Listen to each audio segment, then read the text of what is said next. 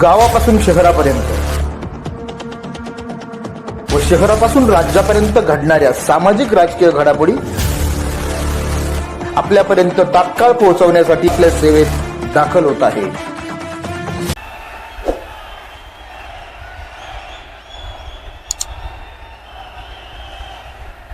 जय शिवाजी, जय शिवाजी, जय शिवाजी.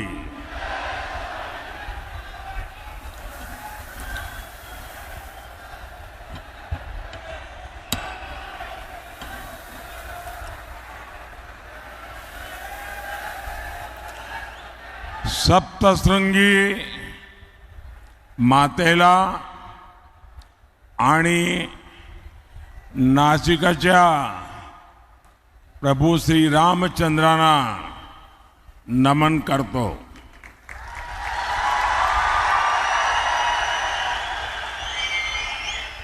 कल काशी में मैंने बाबा विश्वनाथ और काल भैरव का आशीर्वाद लेकर नामांकन किया और आज यहां त्र्यंबकेश्वर की धरती पर हूं. भगवान कालाराम की धरती पर हूं. मैं सभी को प्रणाम करता हूं. साथियों, आपकी सेवा यही मेरे जीवन का सबसे बड़ा लक्ष्य है.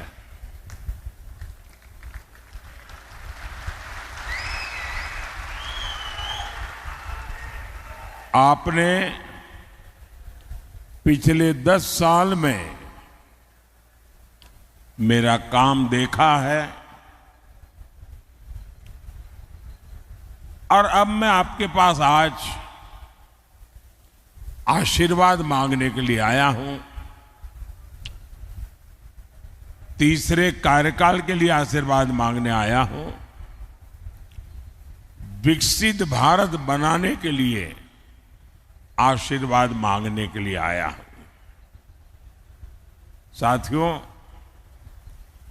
एनडीए गठबंधन को कितनी बड़ी जीत मिलने जा रही है, इसका पता यहां इंडी गठबंधन के एक बड़े नेता की बातों से भी पता चलता है. वो जानते हैं कि इंडी गठबंधन का जो मुख्य दल है कांग्रेस, वो कांग्रेस इतनी बुरी तरह हार रही है, इतनी बुरी तरह हार रही है कि उनके लिए मान्य विपक्ष बनना भी मुश्किल है.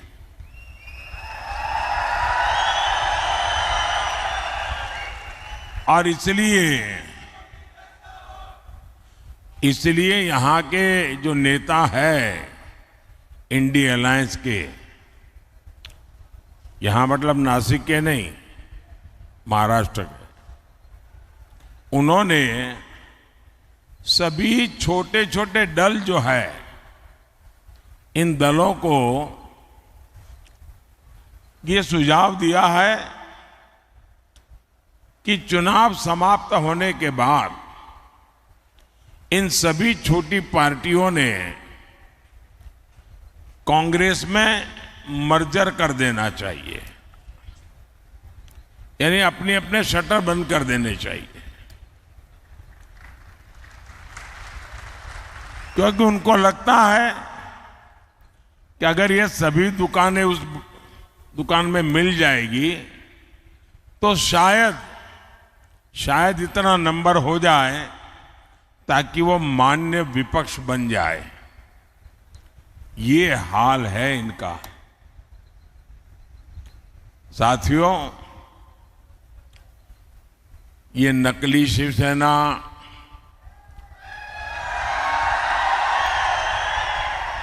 नकली राष्ट्रवादी पार्टी, इसका कांग्रेस में विलय होना पक्का है।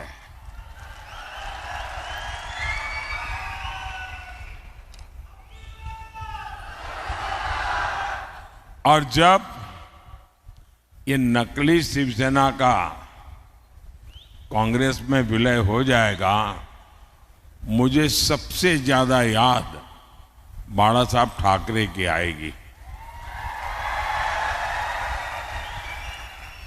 क्योंकि बाला साहब जी कहते थे जिस दिन लगा कि शिवसेना कांग्रेस बन गई है, उस दिन शिवसेना समाप्त कर दूंगा। मतलब अब नकली शिवसेना का अता पता भी रहने वाला नहीं है। और मुझे लगता है ये जो विनाश हो रहा है,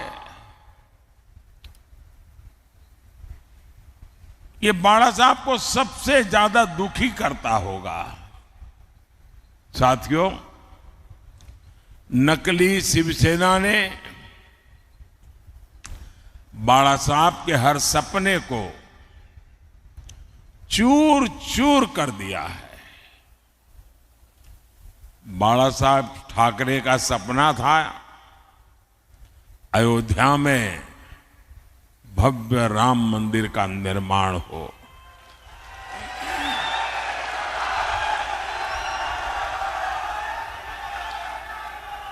बाला साहब का सपना था जम्मू कश्मीर से आर्टिकल 370 खत्म हो।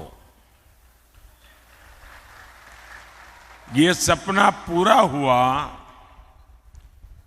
लेकिन इससे सबसे ज्यादा चीड़ ये नकली शिवसेना को हो रही है। कांग्रेस ने प्राण प्रतिष्ठा के निमंत्रण को ठोकर मारी। नकली शिवसेना ने भी वही रास्ता चुना। कांग्रेस के लोग मंदिर के लिए अनाप शनाप बातें कर रहे हैं और नकली शिवसेना एकदम चुप है। इनकी ये पार्टनरशिप पाप की पार्टनरशिप है और पूरे महाराष्ट्र के सामने इनका पाप एक्सपोज हो चुका है। साथियों, ये नकली शिवसेना वाले उस कांग्रेस को सिर पर उठाए घूम रहे हैं जो कांग्रेस वीर सावरकर जी को दिन रात गालियां देती है। महाराष्ट्र की स्वाभिमानी और राष्ट्रभक्त जनता ये जब देखती हैं, ये जब सुनती हैं, तो महाराष्ट्र के लोगों का गुस्सा 7वें आसमान पर चढ़ा हुआ है। लेकिन अहंकार शिवसेना, नकली शिवसेना में इतना आ गया है कि उनको महाराष्ट्र के लोगों की भावना की भी कोई परवाह नहीं है, उनको कोई फर्क नहीं पड़ रहा है। कांग्रेस के आगे घुटने टेकने वाली नकली शिवसेना को सजा देने का मन पूरे महाराष्ट्र ने बना लिया है। और 4 चरण के जो चुनाव हुए हैं, इन चारों चरण में इनको चारों तरफ से चित्त कर दिया है जनता ने।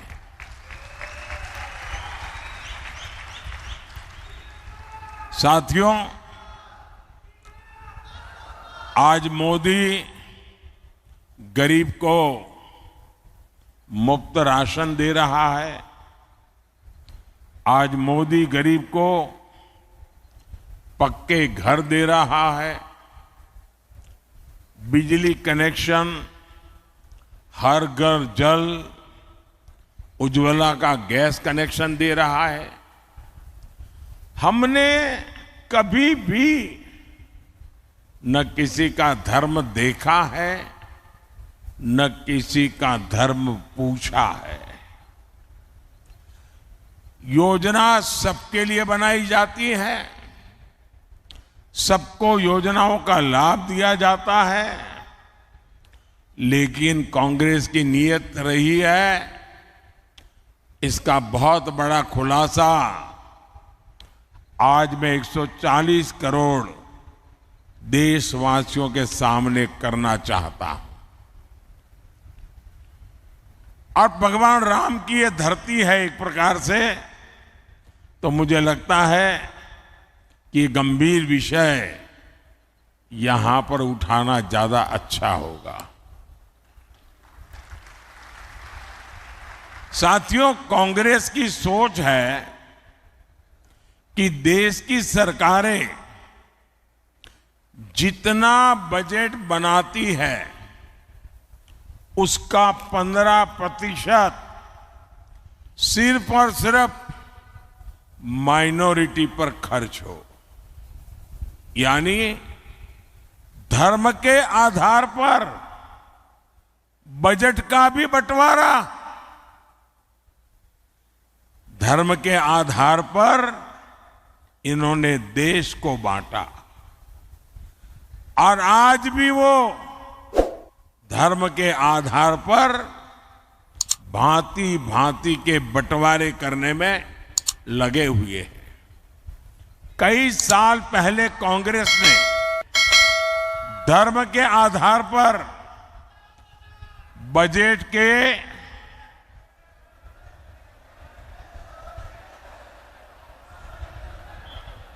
आवंटन को हरी झंडी दिखा दी थी।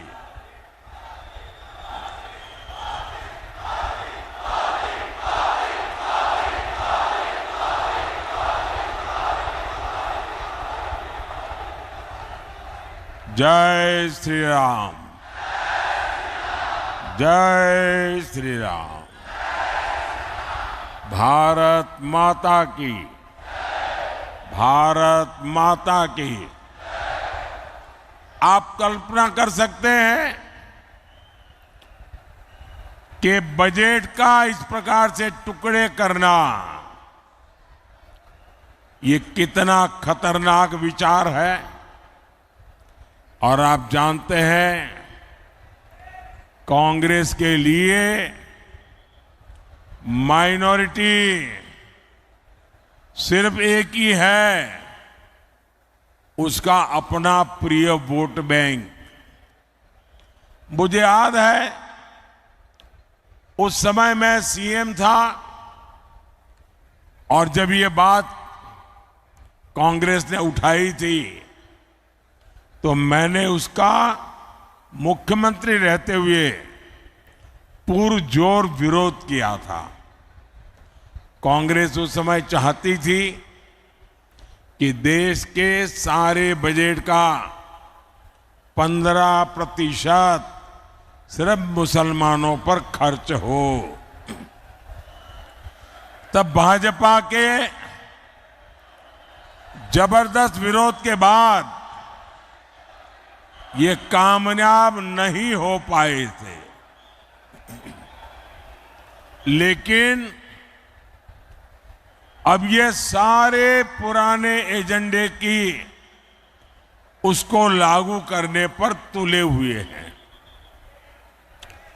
बाबा साहब आंबेडकर धर्म के आधार पर आरक्षण के खिलाफ थे, लेकिन कांग्रेस कह रही है कि एससी, एसटी, ओबीसी और गरीबों का आरक्षण छीनकर मुसलमानों को दे देगी। कांग्रेस आपकी संपत्ति को भी जब्त करके उसका हिस्सा अपने वोट बैंक को देने की तैयारी में है। लेकिन कांग्रेस और इंडी अगाड़ी वाले कान खोल करके सुन ले,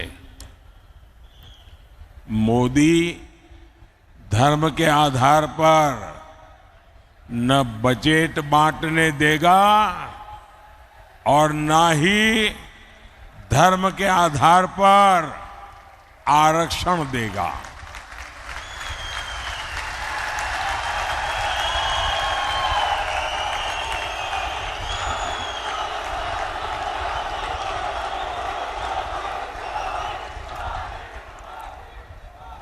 वंचितों का जो अधिकार है, वंचितों का जो अधिकार है, मोदी उसका चौकीदार है।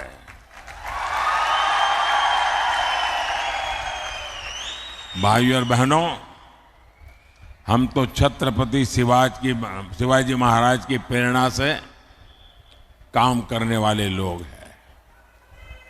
ये चुनाव सिर्फ एमपी चुनने का नहीं है, बल्कि पीएम चुनने का है। ऐसा पीएम जो ताकतवर भारत बनाने के लिए कड़े और बड़े फैसले ले सके।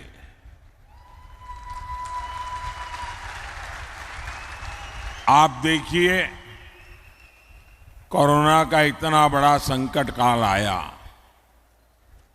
भारत ने इसका डटकर मुकाबला किया, कोरोना को हराया।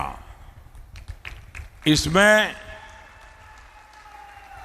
आरोग्य विभाग में हमारी बहन भारती पवार जी, जो इस विभाग को देखती थी, उनका शांत और सेवा भाव बहुत काम आया।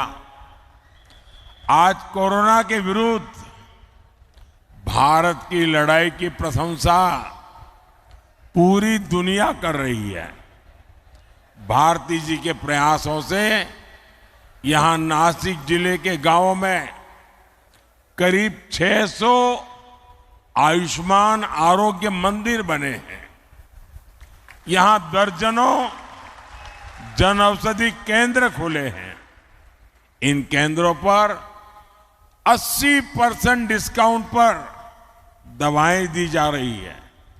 इतना ही नहीं, नासिक की 2 लाख से अधिक गर्भवती महिलाओं के खाते में 6-6 हजार रुपया भेजा गया है। सिकल सेल एनीमिया से मुक्ति हो या फिर बच्चों का टीकाकरण, सरकार ने गरीब कल्याण का प्रयास पूरी ईमानदारी से किया है। साथियों, आपके स्वास्थ्य को लेकर अब तो मोदी ने एक और बड़ी गारंटी दी है। अब महाराष्ट्र के सभी परिवारों के 70 साल से ऊपर के जो बुजुर्ग हैं, उनको 5 लाख रुपए तक का मुफ्त इलाज ये मोदी की जिम्मेवारी रहेगी।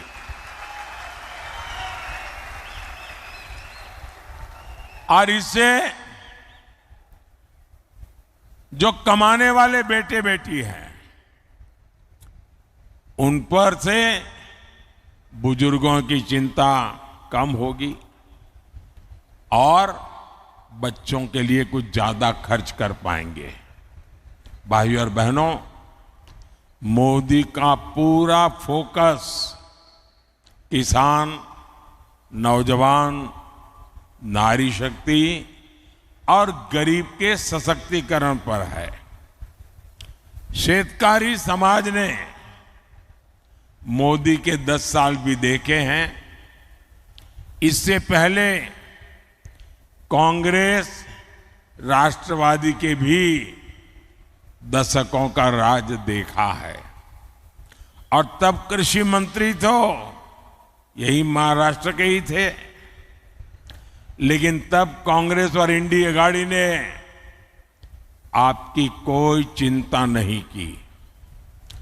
आज पीएम किसान सम्मान निधि के 12,000 रुपये हर साल यहां हर किसान परिवार को मिलते हैं। यानी आने वाले 5 साल में कम से कम 60,000 रुपये हर किसान को मिलना तय है। पहले 1 पैसा भी मिलता था क्या? मैं मानता हूं मेरे किसान भाई बहन मोदी को कभी भी भूलेंगे नहीं। कांग्रेस के राज में किसानों के लिए झूठे पैकेज घोषित होते थे। कोई किसान बता दे, क्या आपको इन पैकेज में से 1 रुपया भी मिलता था? साथियों, मोदी किसान हित को हमेशा सर्वोपरि रखता है। नासिक और ये क्षेत्र तो प्याज और अंगूर की खेती के लिए प्रसिद्ध है।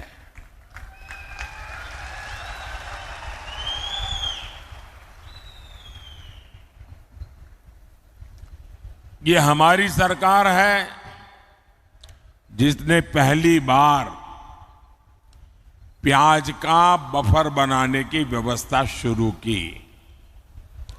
पहले के सरकारों में ऐसी कोई व्यवस्था ही नहीं थी। हमने पिछले सीजन में 7 लाख मैट्रिक टन प्याज किसानों से खरीदा है। अब फिर सरकार 5 लाख मैट्रिक टन का बफर तैयार करने में जुटी हुई है। बीजेपी एनडीए सरकार के प्रयासों की वजह से 10 साल में प्याज का एक्सपोर्ट 35% बढ़ा है, 35% बढ़ा है। अभी 10 दिन पहले ही प्याज निर्यात पर लगे बैन को हटा दिया गया है। पिछले 10 दिनों में 22,000 मैट्रिक टन से ज्यादा प्याज का निर्यात हो चुका है। सरकार ऑपरेशन ग्रीन के जरिए प्याज के ट्रांसपोर्टेशन पर भी सब्सिडी दे रही है। अब इस मिशन को फिर से लागू किया जा रहा है। इसी तरह यहां जो क्लस्टर डेवलपमेंट प्लान बना है उसका फायदा हमारे अंगूर के किसानों को होगा। साथियों, जन कल्याण की ऐसी ही गारंटियों को पूरा करने के लिए डिंडोरी से बहन भारती पवार जी और नासिक से शिवसेना के हमारे साथी हेमंत गोडसे जी को भारी मतों से विजयी बनाना है। और इसलिए मेरा आपसे आग्रह है कि मतदान ज्यादा से ज्यादा हो। संकल्प पुराने सारे रिकॉर्ड तोड़ने का हो, पोलिंग बूथ जीतने का हो और अधिक से अधिक लोगों को मिलकर के भारतीय जनता पार्टी और एनडीए अलायंस को आप विजयी बनाएं, एक मजबूत सरकार बनाएं, आपका भविष्य भी उज्जवल हो, आपको बच्चों का भी भविष्य उज्जवल हो। इस गारंटी के साथ मेरे साथ बोलिए, भारत माता की, भारत माता की, भारत माता की।